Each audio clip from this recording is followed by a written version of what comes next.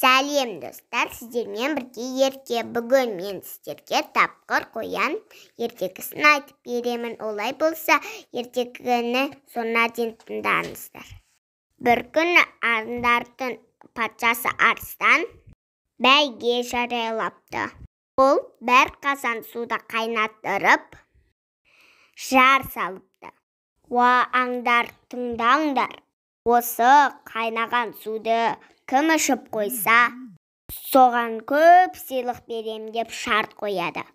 Аңдар бірінен соң бірі келіп, қанша ішуге тырысса да, қайнап тұрған суды ешкімнің ішуге батылы бармапты. Тестеген соңында қоян келіп, қызыл шоқта тұрған қазанды көтеріп алады да: "Мен ыстықта ішкенді өте жақсы көремін" деп қоян жан-жағына қарайды. "Ендеше іше ғой" дейді аңдар таңдалып. Қоян ұзақ тізіліп тұрған аңдарды жағалай аралап келе жатады. Әрбір аңның қасына барып: "Мінекей достым, мынау тұрған ыстық су. Өз көзіңмен көріп ал.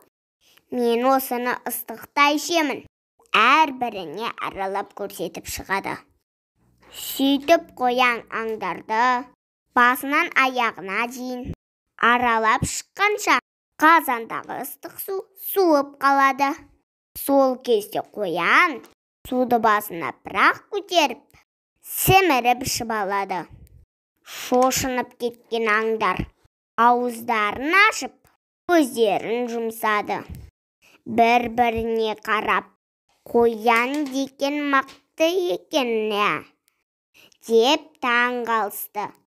Ал алданып қалған арыстан патша қоянға көп сыйлықтар сыйлапты.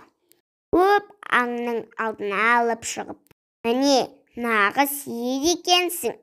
Қайнап тұрған ыстық суды ішіп қойдың" деп мақтапты. Ал тапқыр қоян болса, өзінің ақылдылығының арқасында сыйлыққа ие болыпты.